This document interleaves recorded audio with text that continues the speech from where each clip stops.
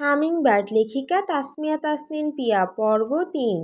অরার নিথর শরীরটা বিছানায় পড়ে আছে। গায়ের উপর পাতলা চাদর দেয়া থাকলেও কাঁপছে ও। শরীরের ভেতর যেন শীত আর আগুন একসঙ্গে লড়াই করছে। কপালের ঠিক মাঝখানে জ্বরের তীব্রতা জমাট বেঁধেছে। তামান্না হাত রাখতেই যেন তাপের ধাক্কায় পুড়ে যাওয়ার উপক্রম হলো। মেয়েটা ঘেমে গেছে, তবু সারা শরীর হিমশীতল লাগছে। তার ঠোঁট শুকিয়ে ফেটে গেছে, নিঃশ্বাস ভারী, বুক ওঠানামা করছে অনিয়মিত ছন্দে। অচেতনভাবেই কপট গোঙানি বেরিয়ে আসছে ঠোঁটের ফাঁক দিয়ে। মাঝে মাঝে কিছু অস্পষ্ট শব্দ বলে উঠছে, যেন তীব্র ঘোরের মধ্যে কাউকে ডাকার চেষ্টা করছে। আবার মুহূর্তের মধ্যে শব্দগুলো মিলিয়ে যাচ্ছে নিস্তব্ধতার মাঝে। তামান্নার হাত কাঁপছে। একবার ভাবলো ঠান্ডা পানি এনে মাথায় দেয়, আবার মনে হলো ওষুধ ছাড়া হবে না। ফোনটা হাতে নিয়েও দ্বিধায় পড়ল। আরিশকে ফোন করবে কি না। অফিসে থাকাকালীন সময়ে বিরক্ত করা অপছন্দ করে সে, কিন্তু এখন কল না করলে যদি কিছু হয়। জ্বরটা নর্মাল না, শরীর এতটা নিস্তেজ দেখাচ্ছে যে মনে হচ্ছে এই বুঝি আর নিঃশ্বাস নেবে না। দোটানায় পড়ে গেছে তামান্না।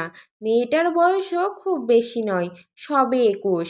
অভাবের তাড়নায় লোকের বাসায় কাজ করতো আগে, কিন্তু বেশিরভাগ বাড়িতেই যৌন হয়রানির শিকার হতে হয় বলে রাগে দুঃখে একদিন আত্মহত্যা করতে গিয়েছিল তামান্না।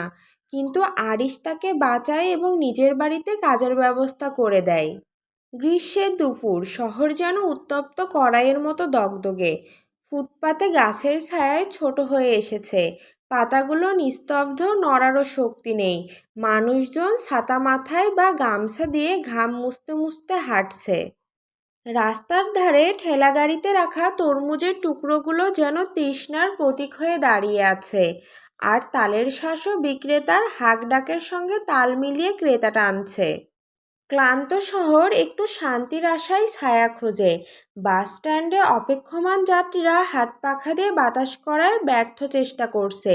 দোকানিরা পানির বোতল ঠান্ডা রাখতে বারবার বরফ দিচ্ছে। ট্রাফিক সিগন্যালে দাঁড়িয়ে থাকা বাস আর রিকশার চাকার নিচের পিচ গলতে চায় যেন। বিল্ডিংয়ের উঁচু কাচের জানালাগুলোয় সূর্যের আলো প্রতিফলিত হয়ে চকচক করছে। কোথাও একটা চিল চক্রাকারে ঘুরছে, যেন উত্তাপের মধ্যেই নিজের অস্তিত্বের জানান দিচ্ছে। স্কুল ছুটির পর বাচ্চারা দ্রুত বাড়ির দিকে ছুটছে।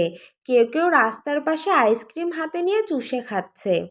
শহরের অলিগলিতে দুপুরের এই অসহ্য গরমের সঙ্গে যেন একটা নিস্তব্ধতা মিশে আছে। কিন্তু এর মাঝেও দূরে কোথাও একটা ফ্যানের কর্কশ ঘোরার শব্দ শোনা যাচ্ছে, অথবা হঠাৎ কোনো গাড়ির হর্ন সেই নিস্তব্ধতাকে খানিকটা ভেঙে দেয়। শহর হাঁসফাঁস করছে, বৃষ্টি চাই, একটু স্বস্তি চাই। কিন্তু বৃষ্টি কবে হবে কেউ জানে না, না শহর আর না এই শহরের লোকজন। মাত্র মিটিং শেষ করে নিজের ক্যাবিনে এলো আরিশ।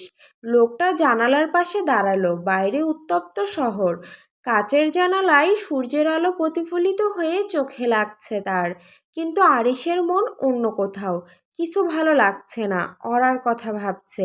মেয়েটা এত ভীতু কেন? কোনো টু শব্দ করে না, ভীষণ ভয় পায় কেবল। অরার মাও নিশ্চয় এমন নরম মানুষ। তাহলে অরার খালা অর্থাৎ আরিশের মা এমন ছিলেন কেন? আরিশ শুকনো ঢোক গিলল। আজও মনে পড়ে সেসব দিনের কথা। অস্থির লাগছে ওর, বাড়ি ফিরতে হবে। সে চোখ বন্ধ করল। অদ্ভুতভাবে অরার মুখটা মনে পড়ে গেল। ছোট্ট পাখির মতো চঞ্চল, অথচ যেন ভেতরে ভেতরে আতঙ্কে গুটিয়ে থাকা। ও কি ঠিক আছে? নিজেকে প্রশ্ন করলো আরিশ। নিজের ভাবনায় অবাক হলো। অরার বিষয় নিয়ে ওর তো কিছু যায় আসে না। ধীর পায়ে চেয়ারে এসে বসলো আরিশ। বিয়ে হওয়ার পর অরার সাথে একটু বেশি রাগারাগি করা হয়েছে। ছোট্ট মেয়ে, শরীরও নিশ্চয় এতটা নিতে পারেনি। খারাপ লাগছে আরিশের। মাঝে মধ্যে কী যে হয় নিজেও বুঝতে পারে না। পকেট থেকে ফোন বের করলো, আবার রেখে দিল। তামান্না নিশ্চয়ই দেখছে ওকে, হয়তো খুব বেশি অসুবিধা হয়নি। আর আমি যদি এখন ফোন করি সেটা কি ভালো হবে? গলা খাকারি দিয়ে নড়ে চড়ে উঠল আরিশ। ওই মেয়েটাকে নিয়ে এত ভাবার কিছু নেই। মেয়েদের বেশি ভালোবাসলে ফাঁকি দিয়ে চলে যায়। আরিশ কিছুতেই তার নিজ স্ত্রীকে ছাড়তে প্রস্তুত না। ভালোবাসা না থাকলেও ওরাকে তার সাথে থাকতেই হবে। এরকম আরো নানা রকম কথা ভাবতে ভাবতে অফিস থেকে বেরিয়ে গেল আরিশ। মা, আপু কল রিসিভ করছে? নয়নার কথায় দীর্ঘশ্বাস ছাড়লেন রোকসানা। নয়না ওরার ছোট বোন, ক্লাস 8-এ পড়ে এবার। না রে, শ্বশুরবাড়ি যাওয়া সত্ত্বে একবারও কল দেয়নি ওরা, এমনকি কল রিসিভ পর্যন্ত করেনি। আরিশকে কল দিলাম, তাও ধরেনি। রোকসানা মল্লিক ওরাকে নিয়ে ভীষণ চিন্তিত হয়ে পড়েছেন। ওরা চঞ্চল স্বভাবের মেয়ে, তবে ভীতু। চড়ুই পাখির মতো উড়ে বেড়াতে পছন্দ করে মেয়েটা। বন্ধ ঘরে এক মুহূর্ত থাকতে পারে না। নয়না মাকেও কিছু বলতে পারছে না। সত্যি বলতে নয়নারও এই বিয়েতে মত ছিল না। আরিশের এমন জেদ অহংকার খুব খারাপ লেগেছে ওর। আমি কি কাল একবার আপুর সাথে দেখা করতে যাব? বেশি দূর তো না। না, আমি আরিশের সাথে কথা বলার চেষ্টা করব। না পারলে আমি নিজেই যাব, তোকে যেতে হবে না। এই বয়সে এত সাহস ভালো না। একা একা সব জায়গায় যেতে চাওয়া বন্ধ করো। মায়ের বকাঝকা খেয়ে চুপ করে রইল নয়না। ঘরের ছোট সদস্য হলে এই একটা অসুবিধা, কেউ কোনো কথা গুরুত্ব দেয় না। মনে মনে এসব ভেবে নিজের ঘরের দিকে এগোলো মেয়েটা। নয়না জানালার পাশে দাঁড়িয়ে বাইরে তাকিয়ে আছে। মায়ের কথাগুলো এখনো কানে বাজছে। এই বয়সে এত সাহস ভালো না। একা একা সব জায়গায় যেতে চাওয়া বন্ধ করো। মা বুঝতে চান না, কিন্তু অরার জন্য ভয় হচ্ছে তার। আপু এমন মানুষ না যে নিজের পরিবার ছেড়ে গেলে ভুলে যাবে। তাহলে একবারও ফোন দেয়নি কেন? এমনকি মায়ের ফোনও রিসিভ করেনি।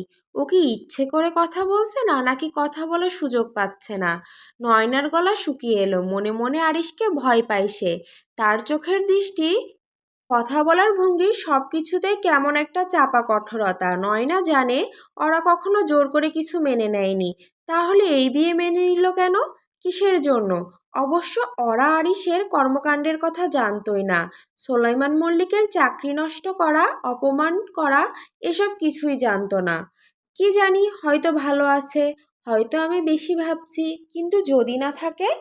নয়না নিজের সাথে কথা বলে যাচ্ছে। রোকসানা বলেছে সে যাবে না, কিন্তু নয়নার মনে হচ্ছে যেতেই হবে। নিজে চোখে না দেখলে শান্তি পাবে না। যদি ওর আর সত্যি সাহায্য দরকার হয়, আমি কি কাল ওর কাছে যাব? নিজের মনে প্রশ্ন করল নয়না। তারপর হালকা মাথা নাড়ল। যেতে হবে, যেভাবেই হোক। দেখতে হবে ওরা আপনি ঠিক আছে কিনা। কলিং বেলের শব্দে হুড়মুড়িয়ে দৌড়ে এলো তামান্না। দরজা খুলে দিয়ে স্বস্তির নিঃশ্বাস ফেলল। আরিশ বিষয়টা খেয়াল করে শুধল, কি হয়েছে?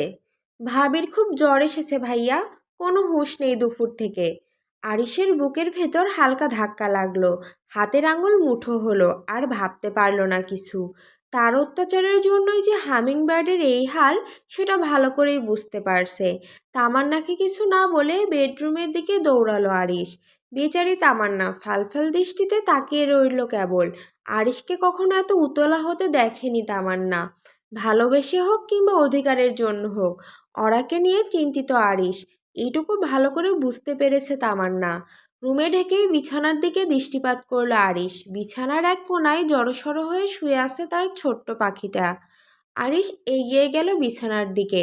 অরার চোখ মুখ কেমন অচেনা লাগছে। একদিনের অসুস্থতায় কি হাল হয়েছে মেয়েটার। আরিশর কপালে হাত রেখে জ্বরের তীব্রতা বুঝতে চেষ্টা করলো। জ্বর মারাত্মক। পকেট থেকে ফোন করে ডাক্তারকে কল দিয়ে কথা বলা শেষে অরার পাশে বসলো। এর মধ্যে তামান্নাও রুমে এসে উপস্থিত হয়েছে। তামান্না, তোকে বাসায় রেখেছি কি করতে? আঁতকে উঠল মেয়েটা। আরিশ রেগে গেছে। তামান্না কাঁদো কাঁদো গলায় বলল, কাজের মধ্যে কল করলে যদি রেগে আমাকে বাসা থেকে বের করে দেন, সেই ভয়ে কল করিনি ভাইয়া। তপ্ত নিঃশ্বাস ফেলল আরিশ। রুমে এসি বন্ধ, সেজন্য কপালে বিন্দু বিন্দু ঘাম জমেছে তার। সেটা বুঝলাম, কিন্তু সেবা যত্ন করিসনি কেন? গতকাল রাতের পোশাক পরে আছে এখনো। শরীর খারাপ, পোশাক বদলে দিতিস, কপালে একটু জলপট্টি দিতিস।